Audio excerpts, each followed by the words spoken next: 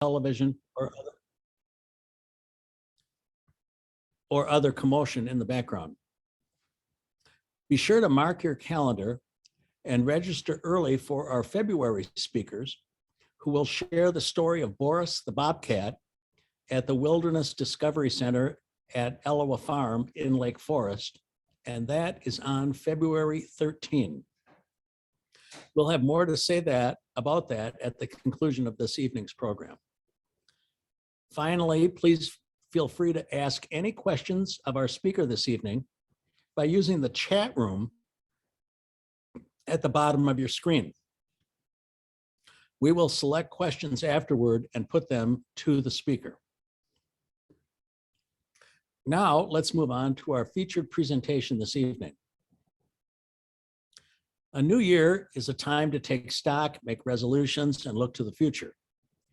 Perhaps it is also a good time to reflect on our past, which in the Americas must include the traditions and legacy of our first peoples. Here in Lake County, Illinois, that takes us to the Council of Three Fires, or the alliance of three Indian tribes, the Ojibwe, the Odawa, or Ottawa, and the Potawatomi, on whose ancestral homelands we live. In our first monthly program of the new year, we are pleased to welcome Gina Rockas, a citizen of the Prairie Band Potawatomi Nation. She will speak to us on the historical relationship between Indians and the land of Northeastern Illinois. Gina is the program coordinator and medicinal garden manager for Trickster Cultural Center, a nonprofit Native American and community arts center in Schaumburg that also serves Native American veterans and their needs. The Trickster Cultural Center, so named for a popular figure of Native American history, is a cultural center and nonprofit organization whose mission is to be an authentic voice of Native American people and art. Native Americans are commonly viewed in a perpetual state of nostalgia. The Trickster Cultural Center focuses on contemporary art to go beyond the romantic iconography seen in movies and television and retold through modern mythology, and instead address the state of Native America today as a living, breathing culture. The center's programs raise public awareness and advance ideals of tolerance and diversity by combating stereotypes and deconstructing predetermined imagery that has long defined Native Americans with one generalized cultural aesthetic. Native people are not all the same. Their lives and how they choose to practice their culture is shaped by individual tribes and whether they live on reservations or off. The Native American culture is strong and diverse, which makes it necessary to provide a platform for cultural exchange as we continue to celebrate Native people in Illinois. Once again, please feel free to ask any questions of our speaker by using the chat room at the bottom of your screen. And remember to stay online afterward to learn how you can get involved in the Sierra Club. Gina, welcome to our Sunday speaker series. The microphone is all yours. Thank you, Tom. That was such a great introduction. I'm going to share my screen with you all.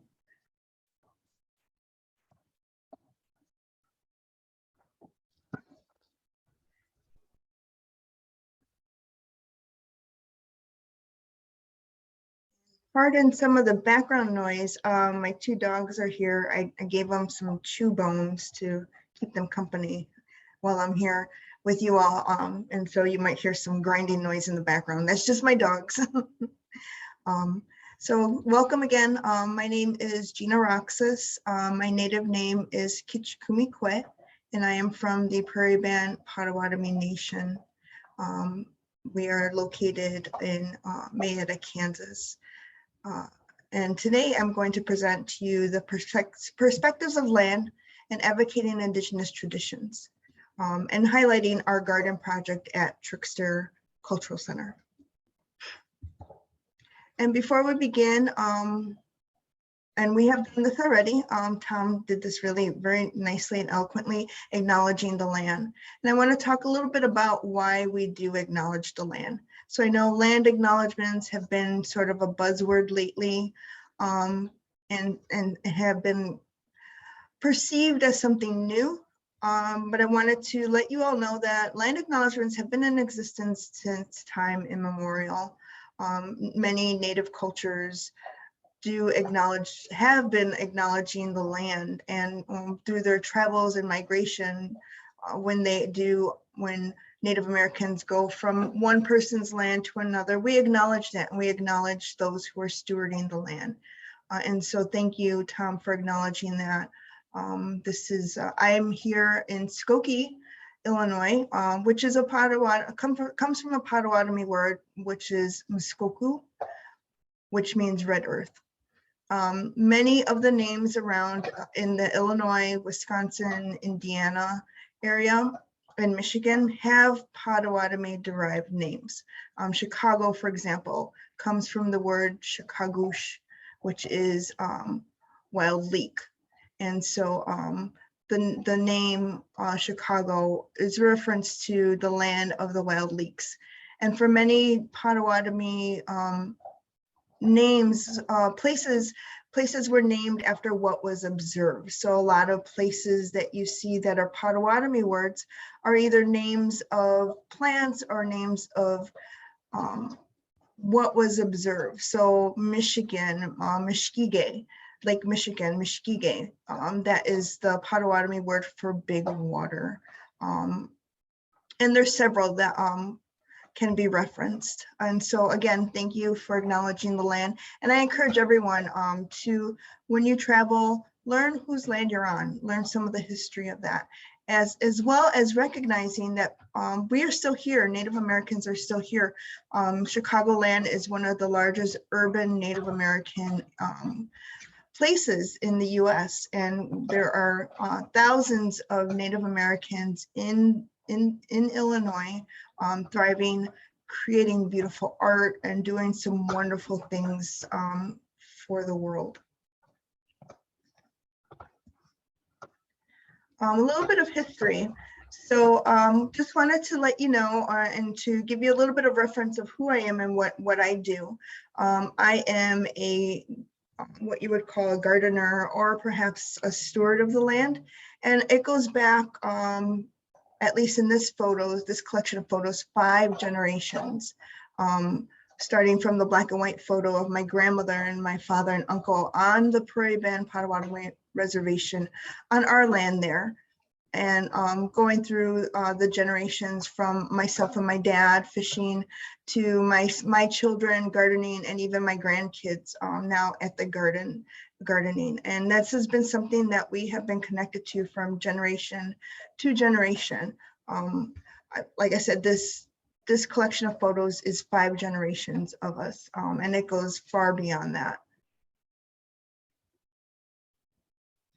And so, like I said, I am from the Prairie Band Potawatomi Nation, and we are out in Mayetta, Kansas. There are several bands of Potawatomi, and some have settled in Indiana, in Wisconsin, in Michigan, and even in Canada. I come from the descendants who were forcibly removed from the Great Lakes area, and we, by gunpoint, were forced to leave our homes and go to Kansas, Mayetta, Kansas, on the reservation. This was a walking journey that started in mid to late September and ended around November. And so I am a descendant of one of those people who did that Trail of Death walk.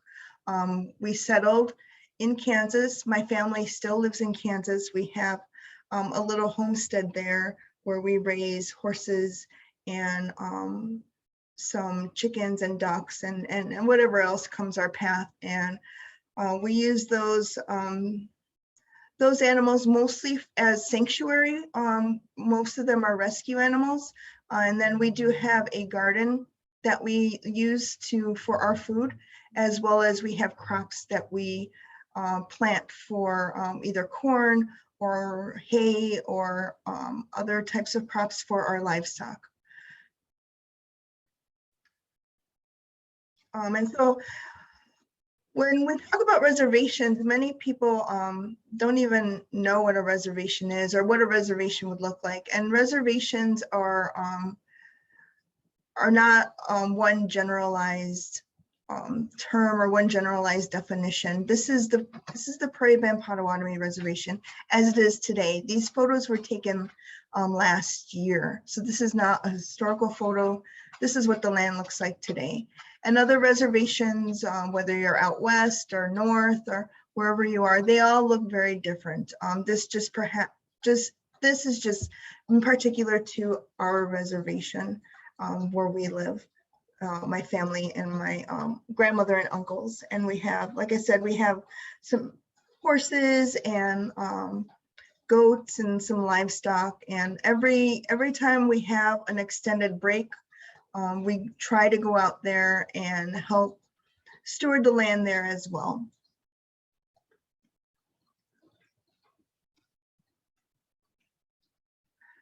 And then, as Tom had said, I am the program coordinator at Trickster Cultural Center, and we have what's called the Garden Project. And this is a project that started around 10, 15 years ago. What it is our space, our cultural center, is surrounded by a medicinal garden. The garden houses and is home to plants that are native to Illinois, and they have a cultural connection to Native Americans. Many of them were used by Potawatomi people for healing and for medicine. Some were used also for food, as well as for materials to use for homes and other building and cordage and things like that. And so we have been caring for these plants, learning from these plants, and we welcome the entire community to come out. And every season we work with these plants, collect seeds. We have many elders who come out and tell stories, talk about the plants, talk about their encounters with the plants and their experiences with the plants that they see here. For many folks that come to visit Trickster, the garden kind of jogs people's memories of things that have happened to them in the past, or wonderful fun memories of family. For me, the garden is really near and dear to me. When I was younger, I was very, very sick, and it was my great-grandmother who helped me heal using traditional medicines, using these plants that we see here, some of these wonderful plants. And she mentored me throughout the years and helped me learn about these plants. But what most importantly is that the plants, I learned from the plants, from observing the plants. And so some of the misconception about medicinal plants and Native American cultures is that we just willy-nilly went and started trying these plants for different things, but that's not the case. There's actually a science to that. Traditional Native knowledge has been used. It wasn't just something that was just kind of, here, try this plant and see what it happens to you. We observed, we made close observations, and we still do, we make close observations. We also learned from the animals. We followed the animals, the buffalo, and what the buffalo ate, and how they were feeling, and how that worked, how these particular plants worked for the buffalo. And so really the animals and the plants were our teachers, and still are today.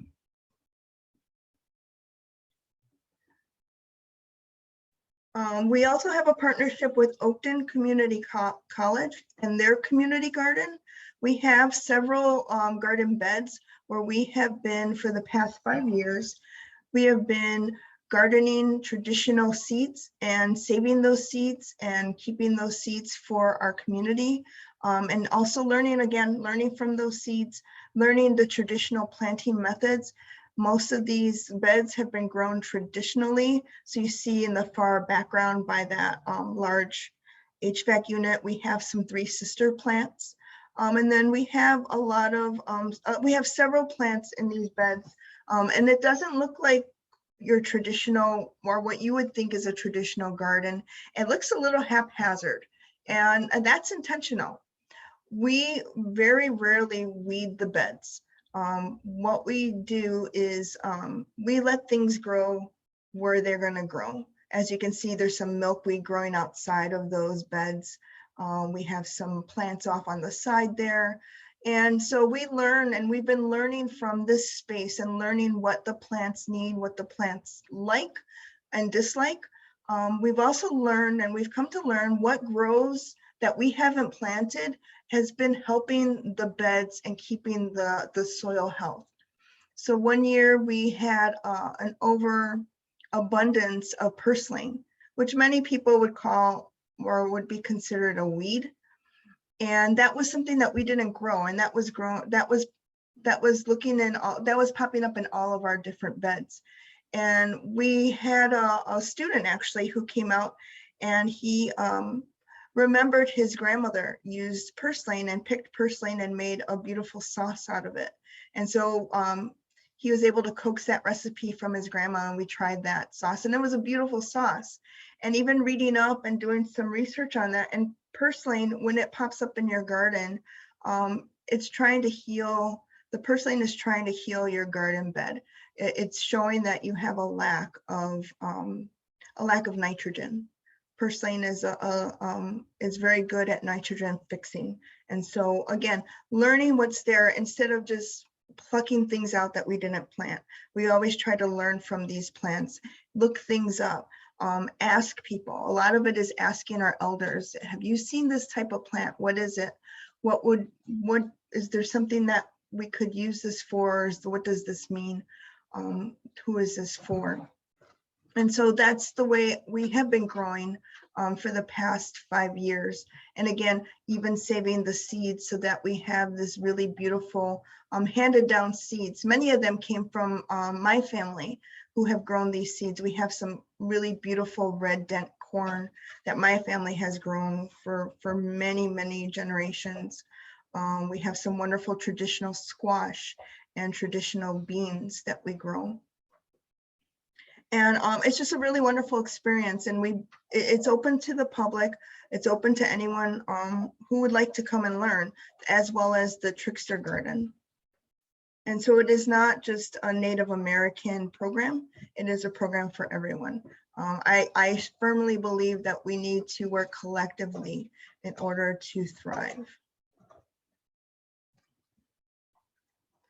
So I talked about a little bit about transfer of knowledge. So the transfer of knowledge, how we go from having this set of education, this set of knowledge, and how does that knowledge, how does that knowledge get passed? I've learned from an elder that we are placeholders of knowledge. Knowledge is a living, moving entity, and we are just the placeholders. Humans have such a short lifespan, and so we need to transfer that knowledge. I have a certain set of knowledge, and that my obligation to that knowledge is to transfer that to the next generation so that knowledge can continue to live. And so all of our programming at Trickster is multi-generational. We don't have programs that say for 4 to 6 year olds or for adults only or for teens only. It's always an intergenerational experience when you come to Trickster. You may be in a group with a little kid, as you see in this picture, helping you garden. And she probably knows as much knowledge as you do with gardening. Especially the children, they seem to be very connected to the earth and connected to the energies of the plants. The photo that you see here is actually of my granddaughter, and she's helping prepare the soil for planting. And so what she's doing is she's smudging she's smudging the ground, and she's saying some prayers and asking Mother Earth to accept the seeds that we're going to plant in this space, and to let the seeds know and let the other plants know that they're receiving this new plant, this new friend. And then as well as hands-on experience, the passing of traditional oral teachings. We have several oral traditions, several oral teachings that we pass down from generation to generation.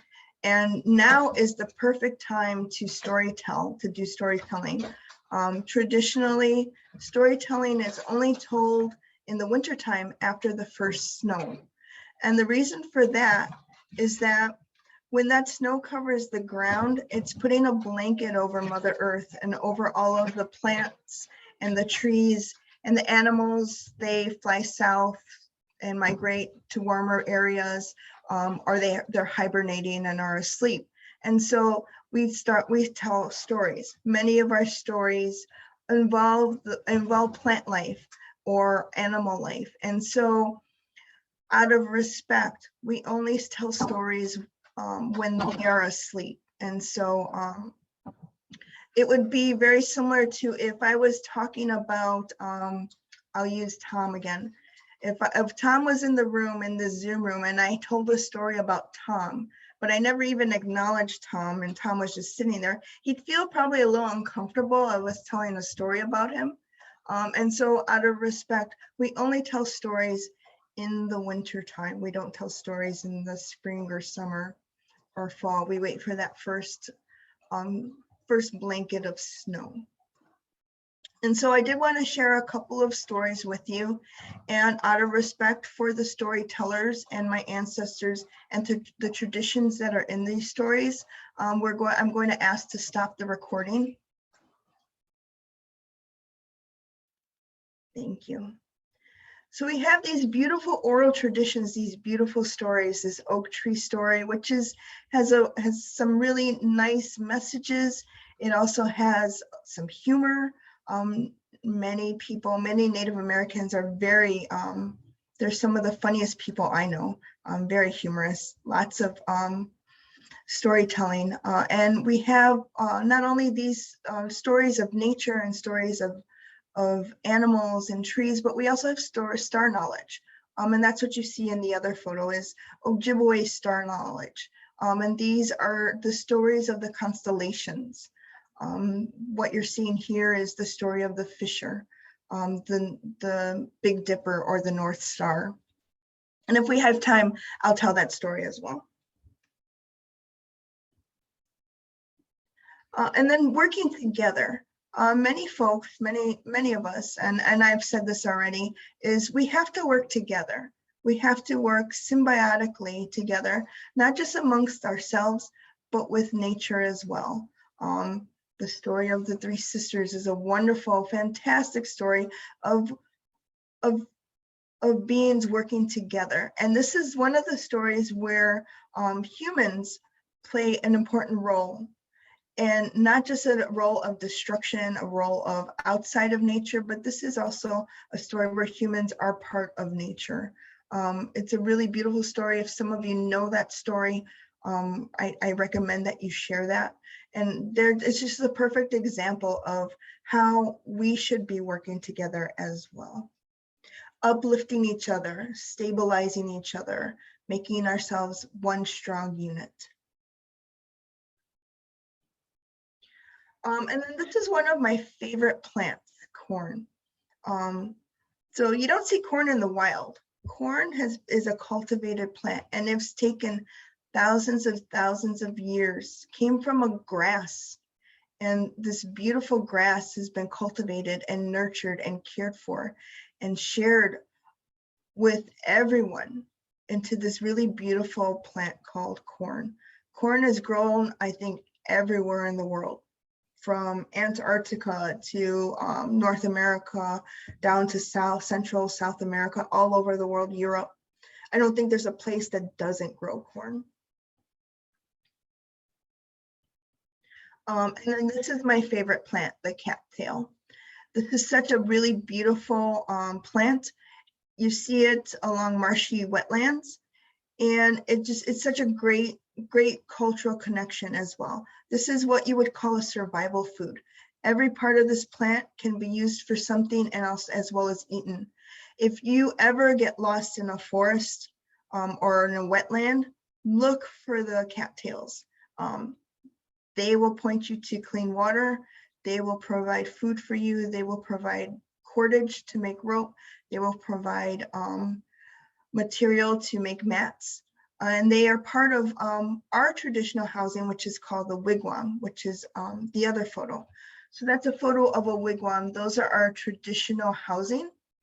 And so there was a survey done years ago by the Smithsonian Institute of non-Native people, and asked, what are some of the things that you know about Native Americans? And one of the responses that had a lot of the same response was that Native Americans live in teepees. Yes, Native Americans did live in teepees, but not everyone lived in teepees. In the Great Lakes region, in the Potawatomi culture, we lived in what's called wigwams. And wigwams are a single unit house, and it comes from the word wigwas, which is birch bark.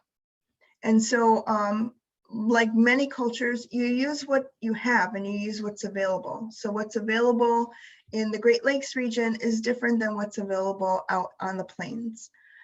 And because we had this beautiful Michigami, this great big water, Lake Michigan, we were able to be very sedentary. We didn't have to migrate. We didn't have to follow the herds.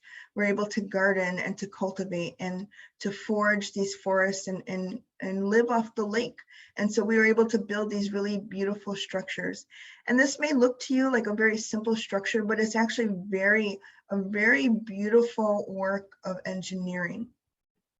This home can withstand snow, massive snow on it. The way it's built and the way the poles are made can distribute the weight of that wigwam evenly so that it doesn't cave in. The poles are made out of tarmac or willow. And then the covering is made from birch bark. Birch bark is around the frame of this home. And then how it's connected to cattails is that many times folks would gather the leaves of the cattail. And as you can see in the picture of the cattail here, the leaves form kind of a V shape. If anyone was up close to a cattail, you see they look like a V. And when you sew these leaves together and you put two layers together, they form these little air pockets. And this little honeycomb network of air pockets forms with a mat of cattail leaves, and which is the perfect insulation. So many of these wigwams would be lined with cattail mats, and the floor would be lined with a cattail mat, and it'd be nice and cozy in there. And just a beautiful work of engineering. It looks very simple and very not a very good structure, but it's a beautiful piece of engineering. Again, with the cattail, with the birch bark, and all of the resources that we were able to utilize. Excuse me. And then I wanted to talk a little bit about Rattlesnake Master. Rattlesnake Master is another one of my favorites. A very simple plant, but Rattlesnake Master to me is like a long lost relative. I read in a research paper that there was a pair of moccasins that was found in an excavation that were 10,000 years old, made out of Rattlesnake Master leaves. And so we've been connected to Rattlesnake Master for thousands of years. This is one of our old relatives, an old ancestor that I still am able to see and encounter and still live with. And the other reason why I like Rattlesnake Master so much is it is key to the Rattlesnake Master borer moth. And if anyone is a moth fanatic, these moths, we have been trying to get them on the endangered species list. They need some help. And it's very similar to the monarch butterfly situation, and how there's all of these initiatives to save the monarch butterflies, to plant more milkweed. And I think it's because that monarch butterfly doesn't look like this Rattlesnake Master borer moth. Looks more showy, as well as the plant that hosts it. And Rattlesnake Master and this Rattlesnake Master borer moth, they look very different. They're a more or less showy, if you would say, less appealing. Not many good marketing value to this, but you know, I know there are many people who are on this monarch initiative, and rightfully so. Monarchs need our help as well. But I'm here to urge you also to plant more Rattlesnake Master for the sake of this Rattlesnake Master borer moth. It's a beautiful moth as well. And it's a beautiful plant, very resilient. And this is something that is native to Illinois. It almost looks like an agave plant, the leaves. It's really beautiful, and it's a beautiful green that contrasts with a lot of the other greenery that's around the garden. So although you should plant milkweed, also plant Rattlesnake Master. I'll be happy if you do.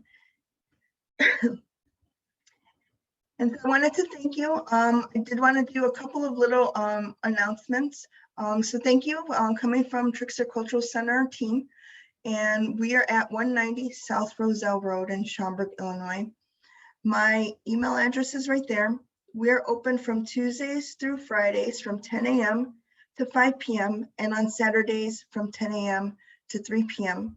And I wanted to share with you that we just received a grant from the Dorothy Donnelly Foundation, and we will be working with our garden project.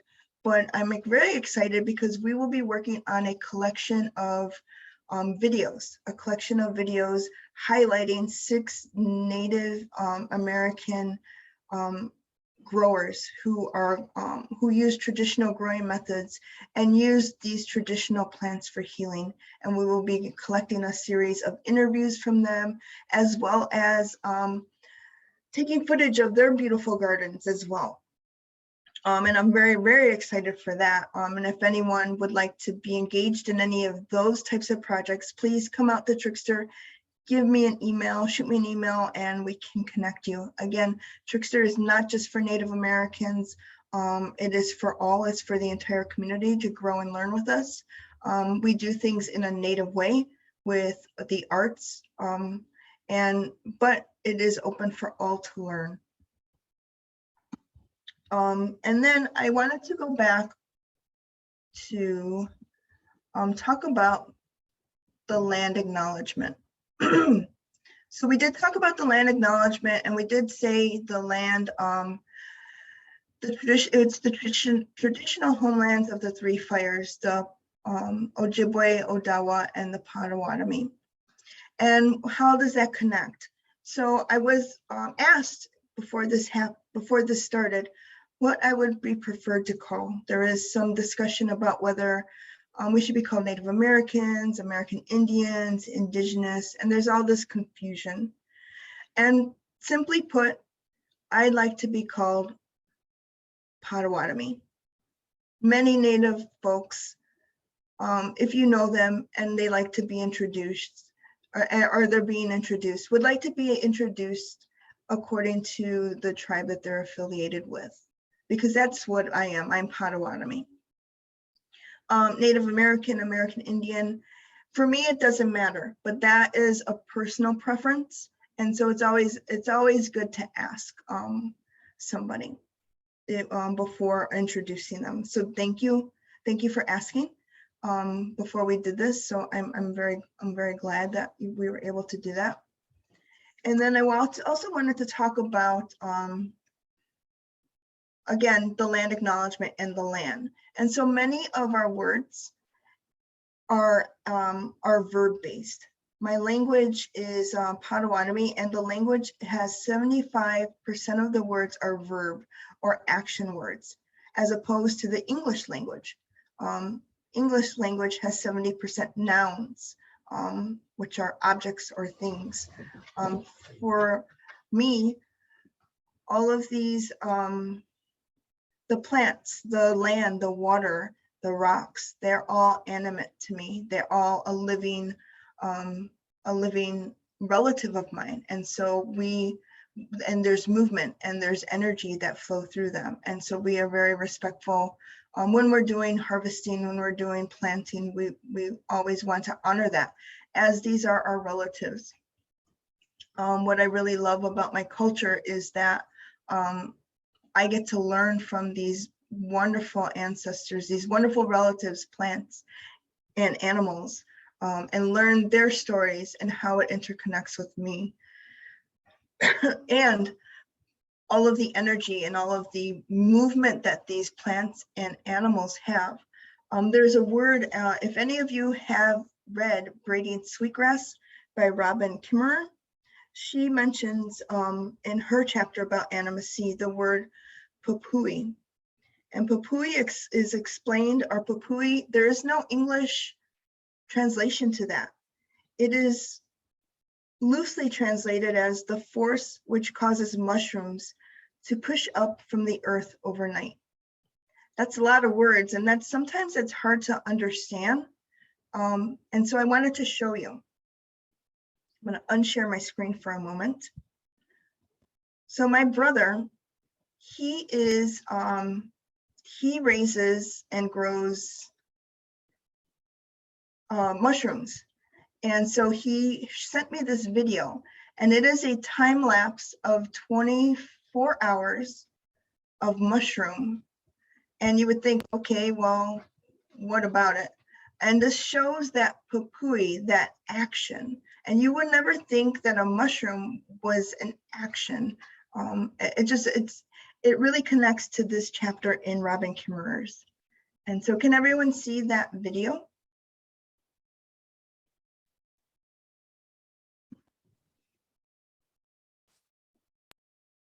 Can you click play? Yeah. All right, everyone can see the video? All right.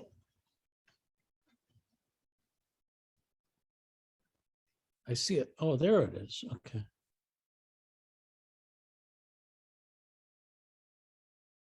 And I'm sorry, this is 1 hour of growing in this time lapse. Wow. So if you can imagine, again, that papui, the force which causes mushrooms to push up overnight. Wow. It's just amazing. And so I'm very thankful. I'm glad that he sent that to me. It helps me understand as well what Robin Kimmerer was talking about. And it reminds me of the energy and the animacy of everything that I encounter in nature. And so I wanted to leave this space open for any questions or comments. Well, thank you very much, Gina. This was very informative and enlightening. And I can just, speaking strictly for myself as a classic, European descendant and so forth, that you really shed a lot of light on Indian culture and history for me. So thank you so much. Let's move on to questions for Gina. Linda and Rosemary, can you cull through some of those questions? I know we have quite a few. Yes, we do. Rosemary, how about I take the first one since it's my question? Oh, okay. And I think you answered it, Gina, but were the Potawatomi always gardeners? And I think you said they didn't migrate. We always think of the Indians as migrating. Yes, so there are many of the Plains Indians migrate. We may have migrated following the buffalo, but we didn't do that very large migration patterns that you see in the Plains Indians. We were more sedentary. Why would you follow or why would you spend that energy following a herd when you can fish and you can forage and you can hunt right there in the forest? And so we were very fortunate and very blessed to have that part of the land. And that is very dear to us because that's part of our prophecies. And so our prophecy says that we come from the East Coast. So we started in the East Coast as one people. And we were told by the Creator that there was something bad coming across the water and that we needed to move west. And that there was a place for us to settle, a place that was ours. We needed to go west and go to where the food grows on the water. Food grows on the water isn't at the Great Lakes. That's our wild rice. And so during that migration, we were called Anishinaabe. And during that migration, we then branched off into what is called the Three Fires, the Ojibwe, the Odawa, and the Potawatomi. And so, yeah, so if that helps with your question. Thank you. Rosemary? Okay, Jill would like to know, how does one smudge the ground? So we have sage. What we use is sage. We grow the sage and then we dry it. We dry it in sage sticks, and we burn that sage. You don't create a flame. What you want to do is create the smoke from that. And so the smoke from the sage bundle, you use the fan. Let me see if I can find that photo. You'll use a fan to fan that smoke over whatever you are smudging. So you can smudge yourself, you can smudge the garden, you can smudge whatever it is that you want to purify. And so sage has this quality.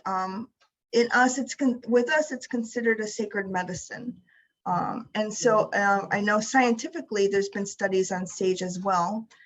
And what sage does is it takes away that bad energy. It cleanses. So it's an energy taker and an energy cleanser. It'll take any bad energies away. If you can see, my granddaughter there has a fan in her hand, and it's a turkey feather fan, and she's got the smudge stick in her other hand, and she's smudging the ground right there. And that's kind of giving a clean slate, a cleansing the area so that it is nice and ready and prepared for the ground for the seeds to take. Okay, the next one is it's my question, I'm sorry. How were the medicines prepared? Did you make teas or salves? And how did they know what to do? But there's a whole slew of different types of medicines. And just working with my great-grandmother and my grandmother, a lot of it was teas. We do also infusions, vinegar infusions, oil infusions, salves, depending on what the medicine is and how it should be prepared. What I believe happened is that my people followed the animals. So or observed the animals, the bison, those mammals that we encounter. And those are our relatives, those are our older relatives. And again, it goes back to our origin stories. It was the plants that came first, and then the animals, and then the humans. And so by observing and learning from our older relatives, we were able to see, they pointed us to what was healthy for us, what was good for us, what was good eating, what was good medicine. Many people feel that it was the buffalo. So if a buffalo had a stomach ache, you observed what that buffalo was eating. Or if the buffalo had diarrhea, you observed what the buffalo was eating and if that made the buffalo feel better. And then you tried that. And some people, some Native folks believe that these medicines can't come to them in their dreams. And so it's a combination of different things. So it wasn't just that we were walking in a forest and said, hey, here, try this one, or here, eat this one. We wouldn't be here. We wouldn't be in existence if we did it that way. Thank you. Excuse me, I just have a question on illustrating a book. I'm going to read that one next, Blake. Linda, you want to call on me next? I'm going to read that one next. Yeah, go ahead. Okay, so this is Blake, and he's asking, he says, Bonjour, Gina. I want to find out how I can make a book about Native American ethnobotany, because I'm making one about the Calumet area, both for Native Americans and European settlers that used to range there. Any ideas on how I can illustrate my book better for my audience to understand better? So what I would encourage you to do, Blake, is connect with some Potawatomi folks and which you have already done. And then I think your next step would maybe even connect with some of the tribes, and they would probably have a collection of knowledge that they could share with you. But finding those native folks, those Potawatomi folks or Ojibwe folks who have that knowledge to help make sure that you have the correct knowledge, that things are done in a good way, in an appropriate way. Great. This is from Thomas. What are the key insights that we in the 21st century can take from the traditions and cultures of our Indian forebearers? It's a hard one. No, yes, it is. It's hard, and it is also simple. Slow down. Slow down and observe. Look up. Look at what's going on. Look at what's happening and connect to nature. And just everyone needs to just slow down and observe. It's a wonderful thing to be able to just go and sit and observe. I had an exercise in one of my environmental studies classes, and one of the things we were asked to do was to go to a natural area and sit for 2 hours without technology, without anything, without our dogs, without anything, and just sit there. And when you go into a forest preserve or a natural area, and you're just there for a couple of minutes, you don't see much because everything has scattered, everything has gotten scared off.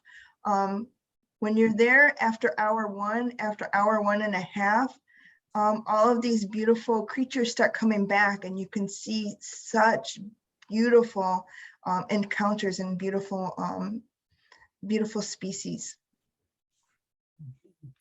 Very good, thank you. I've noticed when I hike a lot in the woods, and when I stop to meditate for 20 minutes or so, already after about 15 minutes, I begin to see things and experience things that I would not after 2 or 3 minutes. I can only imagine what 2 hours would do. Okay, over here, Jim would like to know, how are the 3 sisters planted when large number of food items are needed? What varieties of corn are you preserving? And what characteristics do you look to preserve? And also you might want to talk about why they are planted together. Sure. So the 3 sisters is a combination usually of corn, bean, and squash. And so the corn is that really tall stalk that gives the tallness and anchors everything together. And then you have the bean. The bean grows in a vine type and is kind of a creeping kind of plant. And they're nitrogen fixers. So they take atmospheric nitrogen and they convert that to nitrogen for the soil. Corn is nitrogen hungry. And so when you plant corn on its own, and as we have seen, corn depletes the land, depletes the soil very quickly, very easily. And so when you plant those 2 together, you continuously and sustainably grow. And then you have the squash, which is called the baby sister, the little sister squash, who grows low to the ground and provides a natural mulch. If you've ever grown squash, they get really gnarly and nothing can go past them. And they're really big, broad leaves that can keep that soil nice and moist, keep the water retained. And so you're not watering as much as well. And then when you're harvesting them, when you eat those 3 together, that's the perfect meal. The corn provides the wonderful sugars and vitamins and just the beautiful elements of corn. And then you have the bean, which is protein. There's a little bit of protein in the corn too. So that combination makes the perfect protein. And then you have the squash with all of that vitamin C and all those other beautiful vitamins from the squash. It's the perfect, healthiest way to eat without incorporating any type of animal protein. And then the types of corn I grow corn that's traditionally used in my family. So it's the red dent corn. We have some popcorn. And then sometimes folks will gift me corn from their traditions or from their gardens. I only grow organic heirloom corn. I don't grow any of those other types of corn. And it's usually what I've been trying to do, and with the garden project, buying those seeds, whether it's a corn seed or it's a flower seed from the store, from the garden centers, and that's a good thing as well. But to be gifted a seed from somebody who's been cultivating for years, and to have that story behind it, it's just such a beautiful thing. We grow tobacco as well, and I have these tobacco seeds that someone gifted to me about 3 years ago, and they migrated from Mexico to here. And all they had between the two of them was a plastic bag. And one of the items that they thought was so important to bring over were those tobacco seeds. And they had been growing that tobacco within their family for over 300 years. And so to share that story with the tobacco is just, it's just beautiful. It highlights the connection between humans and plants. I'm gonna jump down to a wigwam question. Lacey wants to say the wigwam is beautiful, but who would live in a wigwam? And was there a fire inside? There is a fire inside, so there's usually a hole at the top for exhaust. And then if you didn't have a fire, you can cover that up with probably a hide of some sort.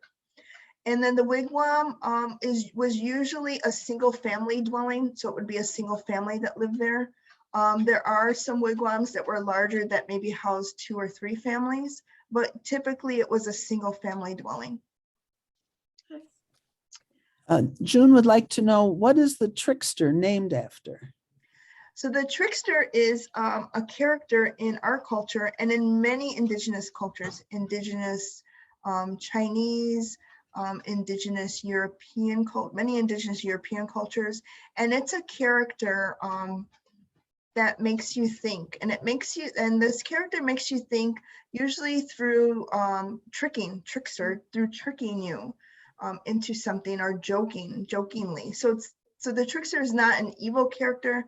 The trickster is someone or something, a creature that makes you think. Mainly makes you think you have this one mindset and makes you think, well, wait a minute, maybe that's not the case. So, for example, you might think that, and I'm just being very rudimentary with this, that one case that I talked about, that all Native Americans live in teepees. And the trickster will come in and introduce you to me, and I can say, wait a minute, no, there are wigwams as well, and there are other dwellings. And you're like, oh, okay. And it's the trickster that brought us together to bring that different type of thinking, that different way of thinking. Well, thank Very you. interesting. I like We that. have another question from Thomas. What is the difference between a tribe and a nation in Indian provenance? So those also are, tribe and nation are very are intertwined. And so I know in the past we were called the Prairie Band Potawatomi tribe. And then we adopted the Prairie Band Potawatomi Nation. And that I don't know if there's really a difference, but I think that more has to do with sovereignty and just expressing our sovereignty as a nation. You think of nation as a self-sufficient community. All righty. Thank you. Blake also has a question. He had mentioned that he was doing work in the Calumet area. Are you planning to do anything in the Calumet area yourself? So there is a project out in the Calumet area with the Cook County Forest Preserve. We're still working on details with that. And so I would keep posted with the Cook County Forest Preserve and their website. Okay, thank you. I think we've handled all the questions. Rosemary, do you see any? we Well, missed? you know, there was a second half to one of Tom's questions there. He went on to ask about and you actually touched on this already a little bit, Gina. He says, we have long romanticized Indians and their cultures. What mistakes of perception or judgment does the romanticization of Indians invite? So that's a very good question, and I'm glad that was asked. So when Native American cultures, Potawatomi culture, Ojibwe cultures are romanticized, it brings on a whole slew of issues. For some of that is, then we're considered dinosaurs. We were here in the past and we're no longer here, but we are still here. I'm proof of that. We're still here and we're still creating art. We're creating books. We're doing all of this wonderful work. Some really beautiful human beings are doing some really beautiful work for the entire humanity. And so that doesn't get recognized then. It also then continues and perpetuates that, well, they're gone now, so I can take this. I can take this knowledge, I can take this land, I can take because they're gone. We're not gone, we're still here. And then also on another note, romanticizing then, would be the perception of, the poor Indians, the poor Native Americans and their plight. Me as a non-Native person, I need to save you. I need to save them. And then bringing on, you're as an ally with good intentions, but then bringing on maybe some values and traditions that we don't adhere to, and then dismissing the knowledge and traditions that we do have. Very, very interesting. Excuse me, I just want to ask a question regarding seeds again. And I was wondering if your seeds if your folks got seeds from the Calumet area where they used to be and then brought them to Kansas. I'm sure they did. But I would have to look up and see what particular seeds. I know we do grow some beans, some Potawatomi beans. So I'd have to check, and I can email you, Blake. Well, Okay. Gina, go on, Rosemary. Well, I was just going to say, I think that's about it then. Yes, and I'll go ahead and with my closing remarks written by Thomas. Thank you, Gina, for your time and your expertise and for joining us on another Woods and Wetlands program meeting. Thanks to the virus, we're all home watching our TVs tonight, our computers. This program is another in a series of popular family-oriented events that explore the environmental history and challenges of the land we call home. The monthly programs are sponsored by the Woods and Wetlands group of the National Sierra Club. You'll find us here at 7 p.m. on the second Sunday of every month. And we encourage you to join us and even join Sierra Club. That's a great organization. Next month on February 13th, we have a special program about Boris the bobcat. Boris was rescued over 10 years ago, I think about 11 years ago, and has lived at the Wildlife Discovery Center in Lake Forest, Illinois, on what is the Eloa Farm. He lives there with other wildlife that's been rescued, and we're delighted to have his caretaker, Steve Ballin, and his sidekick, Matt Reed, who are going to join us to share about the natural history of bobcats and how they have formed an incredible relationship with this animal and what they have learned from Boris. We think we're the ones doing all the teaching. I think Steve and Matt have learned that Boris has a lot to teach us. So we're very excited to have them next month. In May, let's see, that's February. In May, we are looking March, we're going to have Lydia Scott from the Morton Arboretum, who is involved in restoring the tree canopy in our region.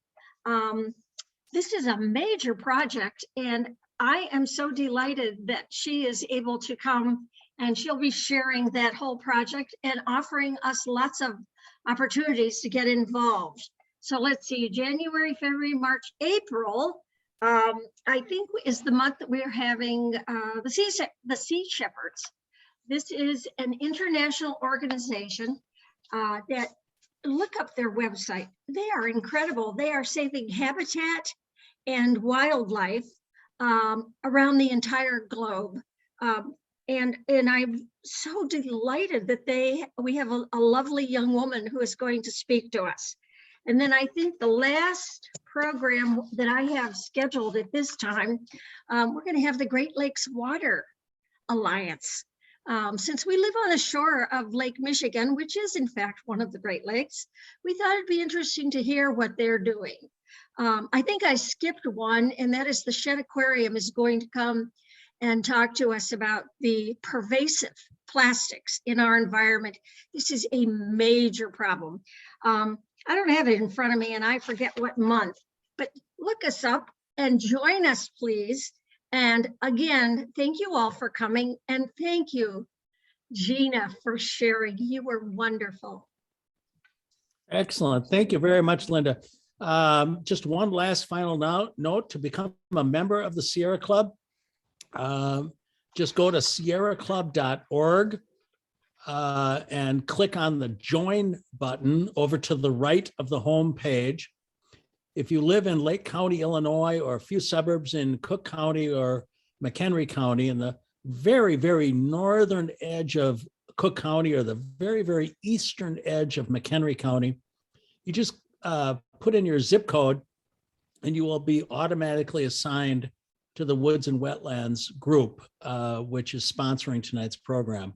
If you live elsewhere, you plug in your zip code and you'll be assigned to whatever local group represents your area.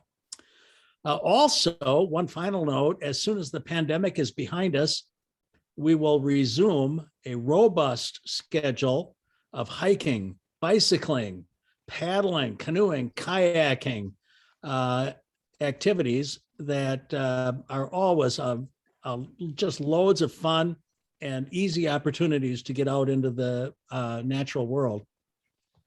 And of course, we would ask you to remember that the Sierra Club is always working on your behalf to promote a clean and safe natural environment.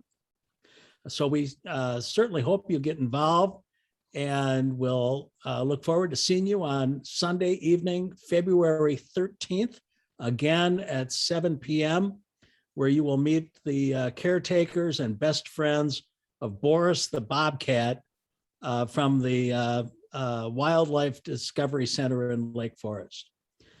Thank you all for joining us this evening. Thank you once again, Gina, for an absolutely splendid presentation. Thank you, Linda, for your masterful summary of our schedule ahead. And good night, everyone. We look forward to seeing you again in February. Thank you. Good night. Good night. Thanks, Gina. Thank you.